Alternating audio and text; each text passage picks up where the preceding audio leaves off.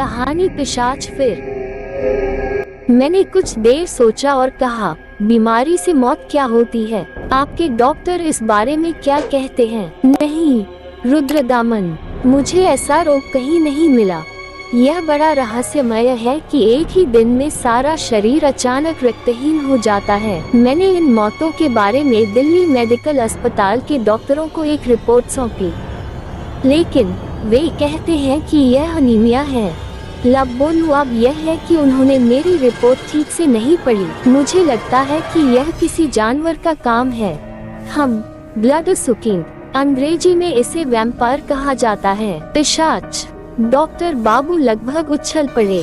चेहरे पर हैरानी और खौफ के भाव हैं, मानो उसने कोई बहुत दुखद समाचार सुना हो। डॉक्टर प्रसाद काफी देर तक एकटक हमारी ओर देखते रहे। कुछ पल के लिए पूरे कमरे में सन्नाटा पसर गया। डॉक्टर प्रसाद ने उस चकित स्वर में कहा, मैंने बचपन में पिशाचों के बारे में बहुत कुछ सुना था।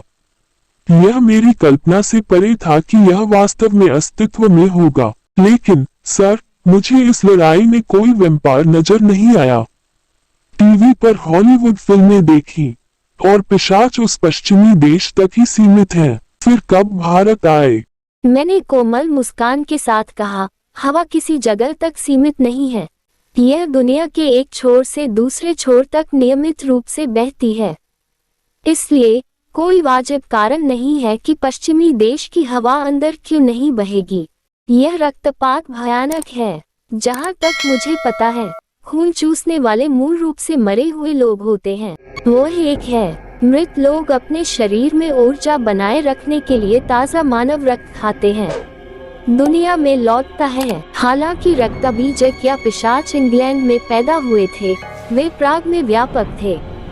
15वीं शताब्दी के मध्य में जब सारा यूरोप नए देशों की खोज और अपना प्रभुत्व स्थापित करने में लगा हुआ था, यह तब था जब थॉमसन विलार्ड नाम के एक पिशाच ने पूरे प्राग शहर को आतंकित कर दिया था।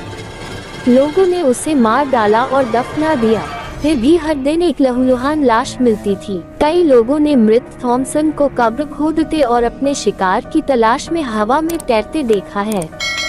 तब चर्च के कुछ पादरियों ने थॉमसन की कब्र खोदी और धारदार हथियारों से उनकी छाती पर वार कर उन्हें जला दिया। ऐसा कहा जाता है कि जब वह रात के अंधेरे में घने जंगल में सुनसान सड़क पर चलते हैं, तब भी रक्तबीज उनके पीछे पीछे चलते हैं। डॉक्टर प्रभु योगी प्रसाद को पिशाचों की ज्यादा चिंता नहीं है।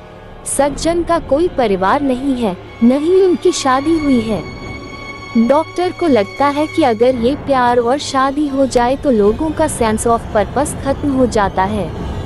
हालांकि कुछ देर डॉक्टर से बात करने के बाद लगा कि उन्हें साहित्य का काफी शौक है।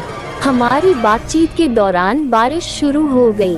इतनी तेज बारिश, मानो लगता है कि बरसों से जमा पानी के भार को आकाश आज बड़ी सावधानी से धरती पर बरसा रहा है। ठंडे पानी के छींटे खिड़की के कोने से टकराकर सैकड़ों टुकड़ों में टूटकर हमारी त्वचा में समा गए। डॉक्टर प्रसाद खिड़की से बाहर देखते हैं और अचानक ऐसे विशेषण लगाते हैं कि ऐसा लगता है जैसे वो हमें एक सुव्यवस्थित कहानी सुना रहे हैं। मुझे आश्चर्य नहीं होगा अगर डॉक्टर के पास कहानी की किताब का मुख्य साथी हो जब वह दूर हो।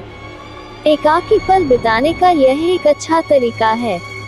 मैंने डॉक्टर से कहा, आप काफी साहित्यकार हैं। डॉक्टर प्रसाद इशात ने प्रसन्नता पूर्वक कहा, प्रकृति को देखकर कभी कभी मैं थोड़ा भावुक हो जाता हूँ। डॉक्टर बाबू ने जैसे ही बोलना समाप्त किया, अचानक बाहर से चीखने की आवाज सुनाई दी। हम सब व्यस्त हो गए। एक नर्स दौड़कर कमरे में आई और बोली, एक और रक्तहीन शरीर आ गया है सर, जल्दी आइए।